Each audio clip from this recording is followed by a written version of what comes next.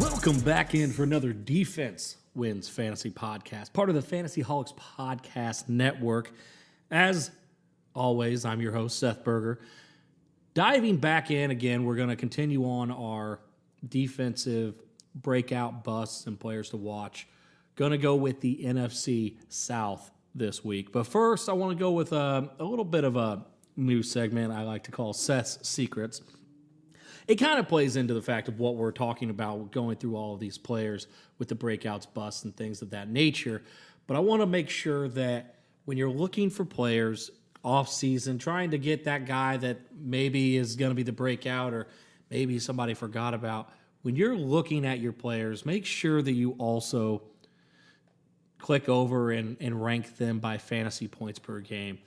I know it sounds simple, but especially on defense, when people don't know the names as well. Offensive, you kind of remember when people got hurt and things like that. But on defense, with the names not being as familiar with a lot of players, it's good to make sure that you check that way. Another thing that I also do is I will go over and rank them by tackles, because tackles is a more consistent stat than a lot of the other ones. That way I know that these guys are consistent across the board. They're getting involved every week. It's an easy way to kind of understand how much, playing percentages that they're getting. Now, you can go deeper and go look that stuff up, but just on your page, when you're looking at grabbing some players, going into the free agency period on the offseason or even early on in the season, when you're looking at stats or late in the year and you're trying to maybe pick up a couple guys to take into the offseason, take a look just on that fantasy points per game and give yourself a reminder on some of the players that maybe only played a couple games and got hurt, but were doing extremely well in those few games and then they got dropped by another team.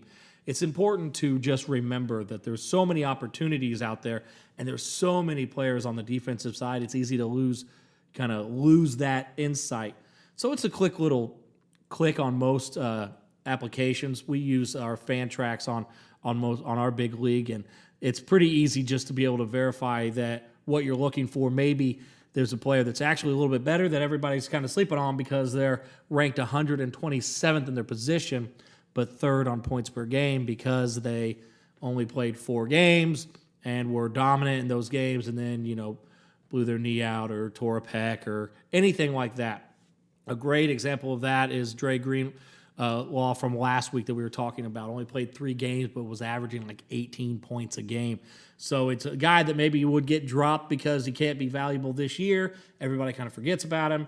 Offseason comes around, you're like, oh yeah, that guy's pretty good.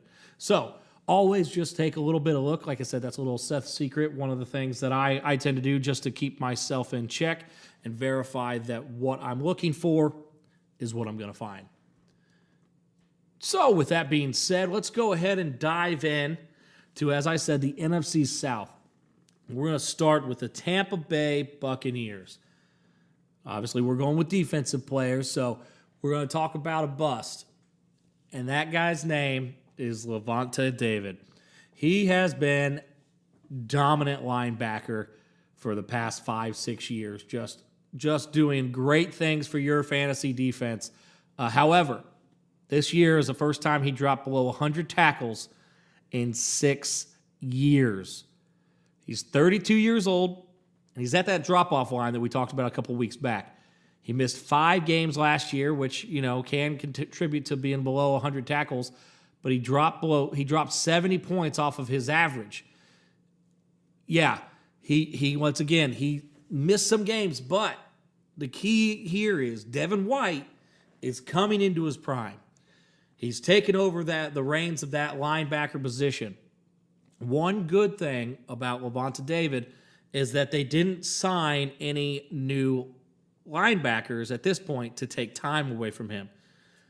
But looking at a guy that's up in years, I expect him to continue the regression. I expect him to continue to possibly miss a few games here and there. And I continue to think that Devin White's going to be all over the field making tackles that David would have done in the past. So it's a guy that, once again, kind of like the Bobby Wagner, he's been really good for a long time. He fits the system, but it's time to see the new wave of players taking over the top spots. And this guy actually has one on his team, let alone just in the league. Moving to the breakout player for the Tampa Bay Buccaneers, Antoine Winfield, safety. He's coming into his third year. Now, he missed some time last year, but he started to show more playmaking ability. He had more a better sense of instincts, more understanding. It seemed like the game really slowed down for him, I guess is the best way to put it. He was on pace for 115 tackles, 3 picks, and 3 sacks. And there was a big expectation that the Bucs might add a safety early in the draft, and that didn't happen. So he's a guy that I think is primed to get a lot of playing time. He's a guy that has the instincts to make some big plays, and then he's also not afraid to tackle anybody. Once again, on pace for 115 tackles for a safety. That's a really, really good year. He's young. He's going to be good for a long time. It's a guy that if I were you, I would trade for because he's got that capability to get the tackles but also have playmaking so that he's going to be able to give you those boom weeks but also have a really nice high floor because of the tackling aspect of it. And heck, maybe he'll get a few more tackles because Levante David's starting to miss them. Now, my player to watch is last year's first-round draft pick, Joe Tryon. He showed really well in limited time last year. He had 4 sacks, 29 tackles, and 3 passes defended. Now, the passes defended, I think, is really interesting because typically that's not something you're going to see a early edge rusher kind of be good at, getting his hands up and knocking the ball away. So he has the instincts and he has the kind of situational awareness that's going to make him really successful in this league. And once again, he played a limited role in 2021 because of, Shaq Barrett and Jason Pierre-Paul. Well, Jason Pierre-Paul is not re-signed. I don't think they're going to re-sign him either because they gave the other rookie, Logan Hall, Jason Pierre's number 90 jersey.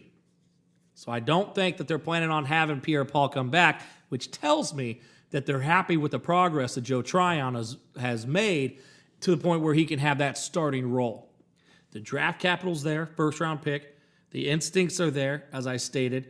And the work ethic is there, in my opinion, because they are happy to move on from an aging-out Jason Pierre-Paul, having a younger, cheaper option with Joe Tryon to start rushing the passer.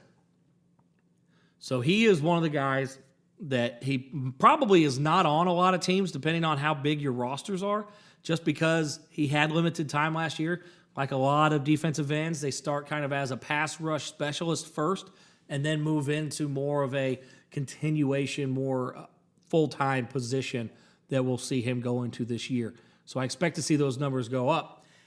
And he's really playing an outside linebacker, but in a lot of leagues is outside or linebacker / defensive line or defensive end eligible. So that gives you that even more benefit of getting more tackles but being able to put in the defensive end spot. So if you get bonuses on defensive ends getting tackles, more points than a linebacker would, it gives you even more of an advantage with a guy like him. I expect him to be probably around 60 to 65 tackles, probably around 8 to 9 sacks is where I'm kind of leaning towards. Anything more than that is probably going to be just gravy on top because he's up and coming. Once again, second-year player. I expect big things from him going forward. So that ends up the Bucs, and we're going to move on to the Saints. So the Saints' bust player is Marcus May. Now, Marcus May was on the Jets last year and was having a phenomenal year until he tore his Achilles. He tore it on November 4th. The timetable for return is going to be close, and Achilles tears are really never good, especially for explosive cutting. More so, we've seen it a lot with running backs like Devonta Foreman.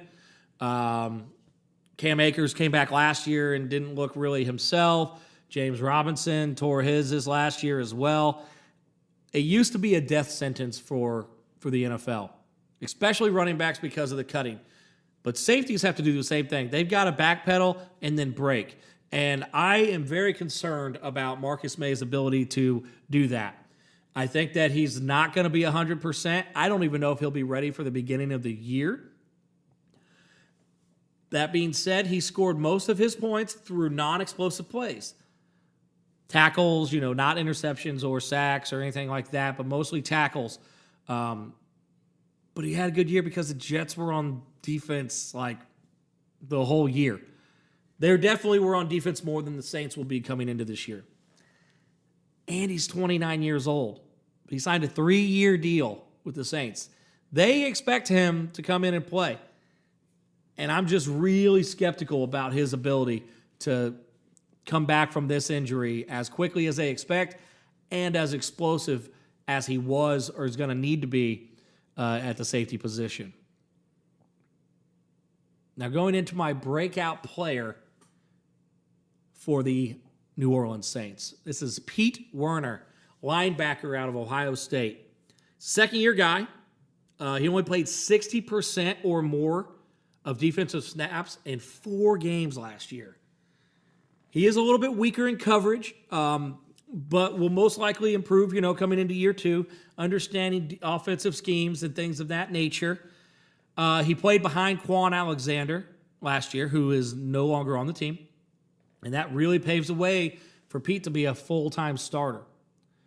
Once again, as I said, he only played 60% or more defensive snaps in 4 games last year.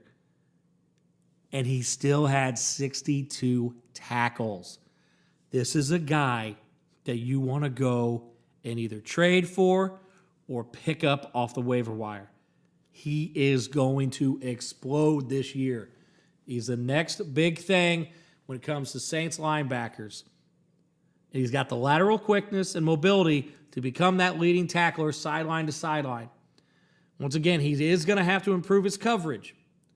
But if he had 62 tackles and that few of snaps last year, he's going to be well over 100, even if he's barely a 3-down linebacker. If he's not playing all the time, if he comes off the field on nickel downs, he's going to have the tackles. Now, my player to watch is Chauncey Gardner-Johnson. Cornerback, sometimes he's safety eligible in some leagues. He only played 12 games last year.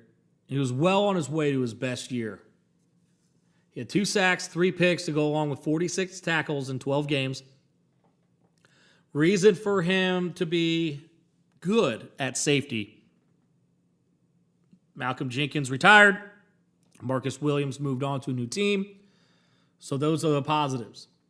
Reasons that it could not be his year to shine: Marcus May came to town, which we already talked about. I think that that's why Chauncey Gardner-Johnson has an opportunity to be even more involved than people think, because I think Marcus May might end up not being able to perform at the level that the Saints are wanting him to. But also, Tyrann Mathieu, the Honey Badger, came to town. So they signed 2 safeties to kind of basically take over for who they lost. But are they going to be as good, or are they going to get playing time over Chauncey Gardner-Johnson? So we need to pay attention to the rotation and snap counts. They're playing 3 safety sets or keeping Chauncey in the nickel package, then he's going to be a fantasy asset. But if you're seeing his snap percentages go down, or he's only kind of coming in sub packages, then it's not going to be his year. But it's definitely a guy to keep an eye on, because once again, he was having a phenomenal year and he could take that next step. But they did bring 2 safeties to town. But as I stated, Marcus May is one I think that is going to fall off the bandwagon here and give Chauncey an opportunity to become an every down starter. Our third team that we're going to talk about is the Panthers. Their bust player for this year is Shaq Thompson. Listen, Shaq's gone over 100 tackles the past 3 years. but over 40% of those tackles were assisted. Damian Wilson came to town. He was on the Jaguars last year, had a phenomenal year. And it's the most competition that Shaq's seen since Kuechly retired in 2019. Shaq's more of a Robin to a Batman. He's always kind of just been that secondary guy, even since they've drafted him. He's been the guy the last few years, but hasn't really dominated. Like when Kuechly was the guy on this defense, we're talking 140 to 160 tackles. Shaq in 17 games last year barely got over 100. He had 2 of his 3 career picks last year, so regression's going to be coming in that area. Probably most likely to 0, just because of, history. And you'd assume that the Panthers' offense is going to be better, right? Well, maybe not. I mean, there is still the Darnold effect. But it can't be much worse than it was last year, right? I mean, let's just assume that McCaffrey plays a few more games this year than he has in the last 2. And that'll help. The other thing that really concerns me is that with his breakout year, quote unquote, he had 5 games under 10 points. So he's already not very consistent. He had some boom games and overarching points because he had a couple games with 2 picks that, once again, he's only had 3 in his entire career. So I just think that I wouldn't be putting all my eggs in the Shaq Thompson basket. Now, as a linebacker 2 or 3, maybe, maybe you'll feel all right about it. But maybe you can get something, some draft picks and get a younger guy that maybe is going to be a little bit more consistent, more aggressive when it comes to the tackles, because I just think that Shaq is, once again, he's the Robin to a Batman. And he's just not going to become the guy that they wanted to when they drafted him. He's just an all-right linebacker. Breakout player. Brian Burns. This guy's had back-to-back 9-sack seasons. They added another D tackle next to Derek Brown, Matt Ioannidis, that'll help avoid the double teams. Matt's been really, really good in Washington for his entire career, and I think that it's going to be somebody that's going to really take some of that pressure off of Brian. And Brian's stats went the way the team went. When they were winning, he was getting opportunities to pin his ears back, rush the quarterback, just dominate at the line of scrimmage. But when they're losing, he struggled to get after the quarterback. I expect to have a better season from the Panthers, as I stated. If McCaffrey can stay a little bit healthier, you get that opportunity. But the fact of the matter is he has 25.5 sacks and 6 forced fumbles in 3 seasons. He came out of the gun hot last year.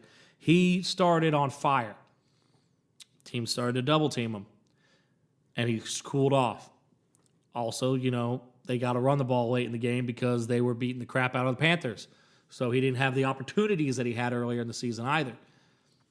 But once again, Derek Brown, Matt Ioannidis on the interior, taking a little bit more pressure. They won't be able to double team Brian Burns as much, give him more opportunity to go after the passer and get those sacks, get those forced fumbles, make those big plays.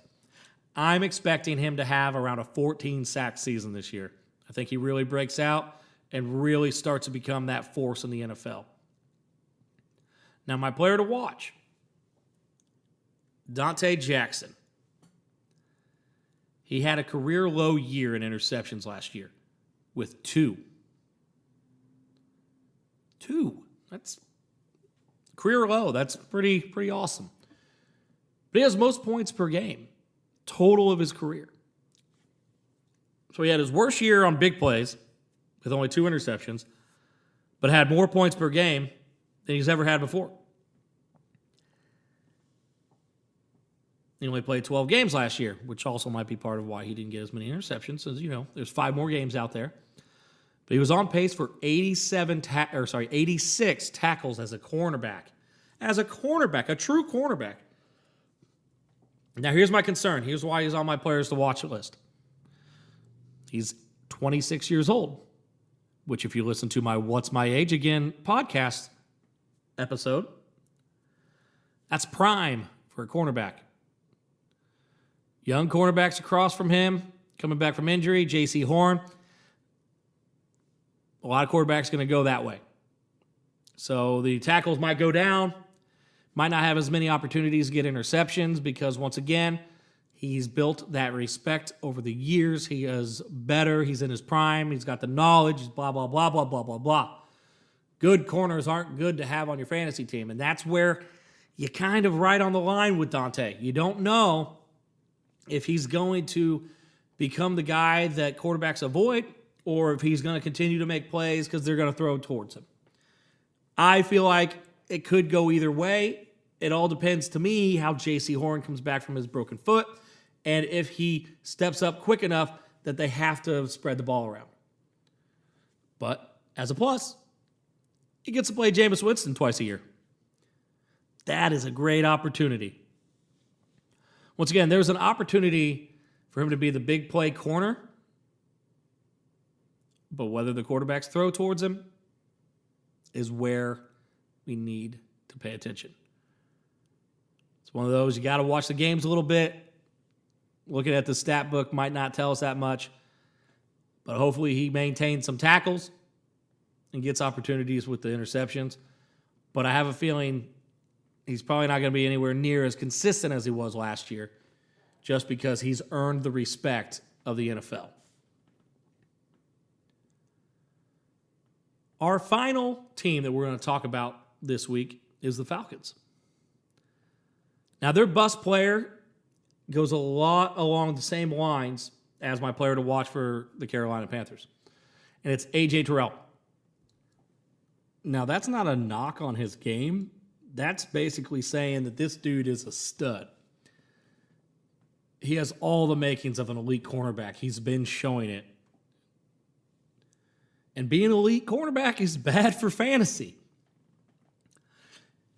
AJ is going to be avoided by other teams' quarterbacks. He has earned that right. And if he isn't, then God bless him because they're idiots. Because this guy is coming off an 81 tackle, 1 sack, 3 pick, and 16 passes defended. He's entering that QB zone of dominance.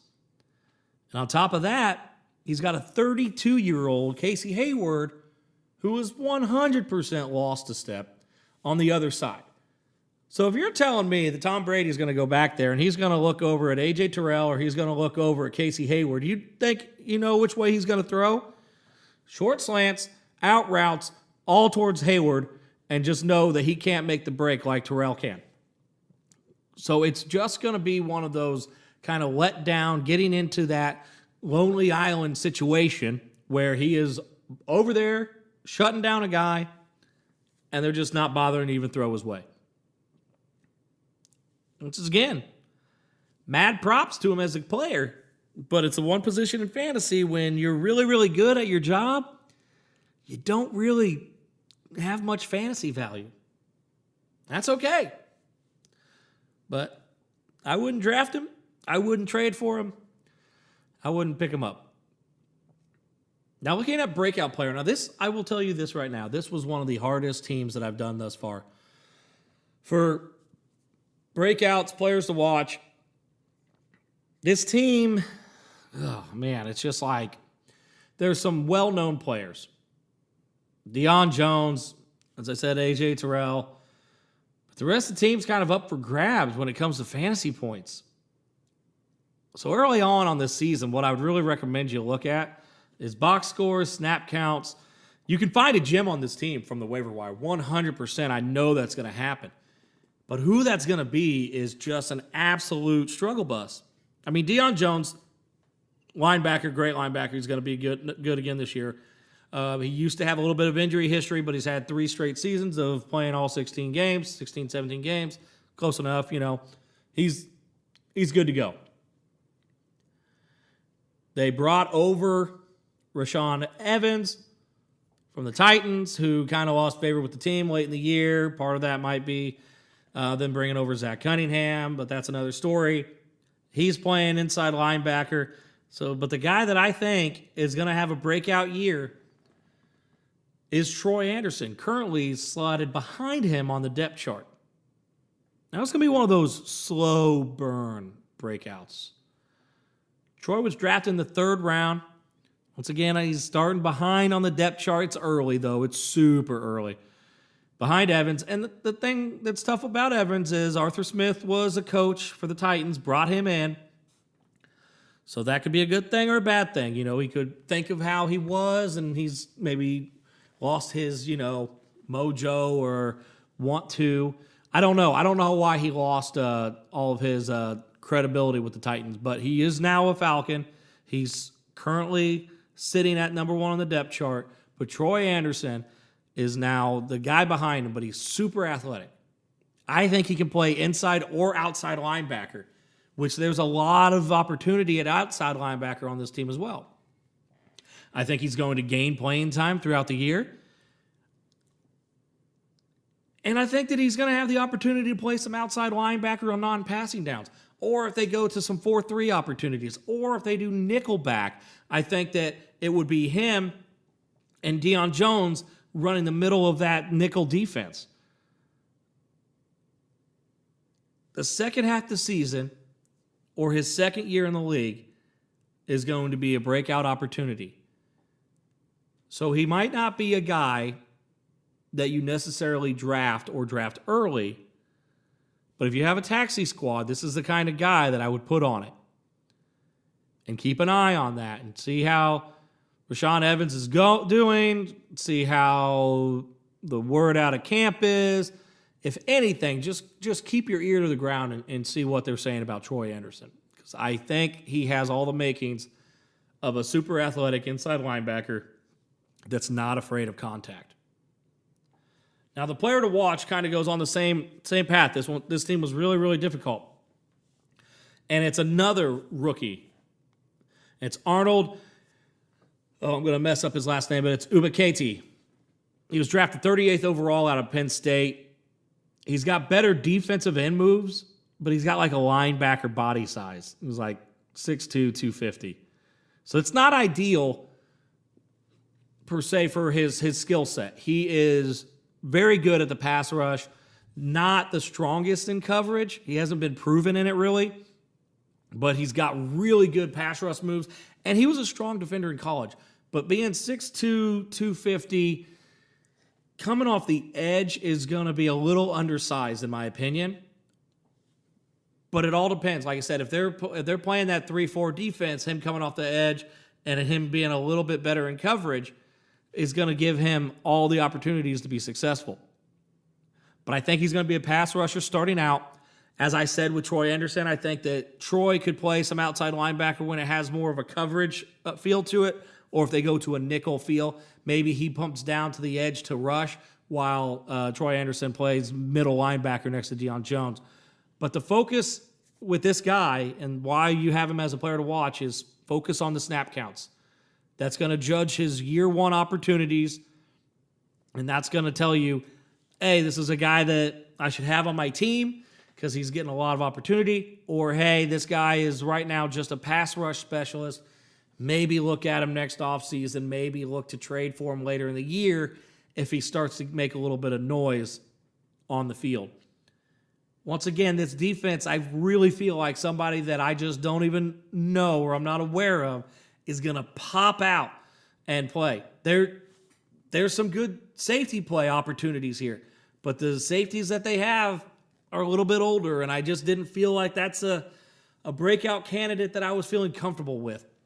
It's just one of those things to watch, keep an eye on. Once again, these are the teams that can help you win a fantasy championship with defensive players, because nobody's aware of the real abilities of a lot of the players.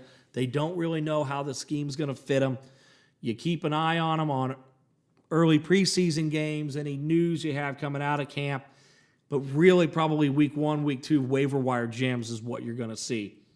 And that is another key. You got to make sure that you're paying attention to everything that's going on.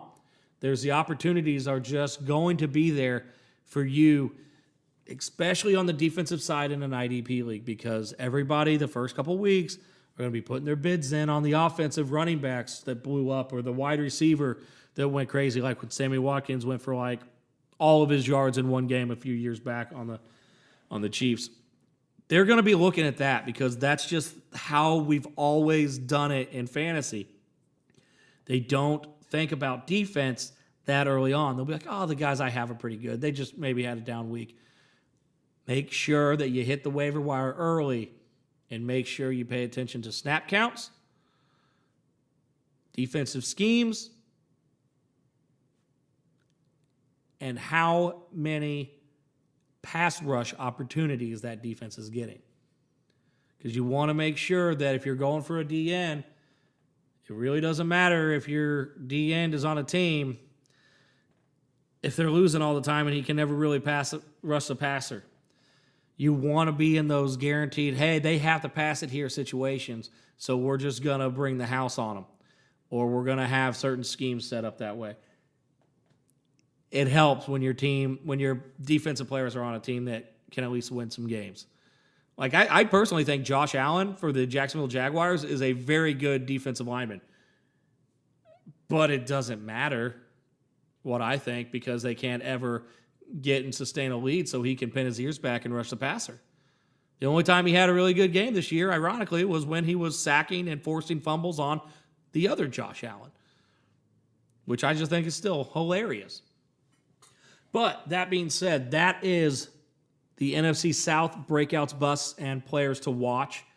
We're going to continue to go through these teams. We're going to start to transition a little bit more after we get done with these into some mock draft ability, into some IDP focus, questionnaires, keep trade cuts. We have all the opportunities that are going to be coming up. Try to keep things, fresh. I want to make sure we get through every team so that people are focused on each individual aspect of the team, and we also cover everybody's favorite teams and make you guys mad or make you guys happy. However that works out, I'm fine with it.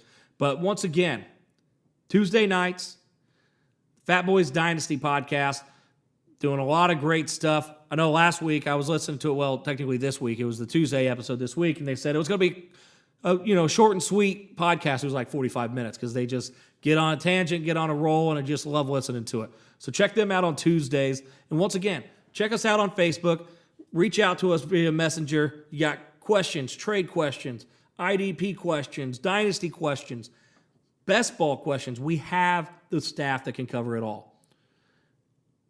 And I will say, the Fat Boys were talking about our Dynasty League. It did officially finish the draft today, and I've already claimed the championship. It's amazing that that quickly I can have a team that is already in the championship game. It's beautiful, really. So stay tuned for that. I know they're going to talk about the team, so obviously my team's going to be the first one they talk about. It just makes sense when you're going to start from the top and work your way down. But check them out on Tuesdays, and I'll see you guys next Thursday for Defense Wins Fantasy.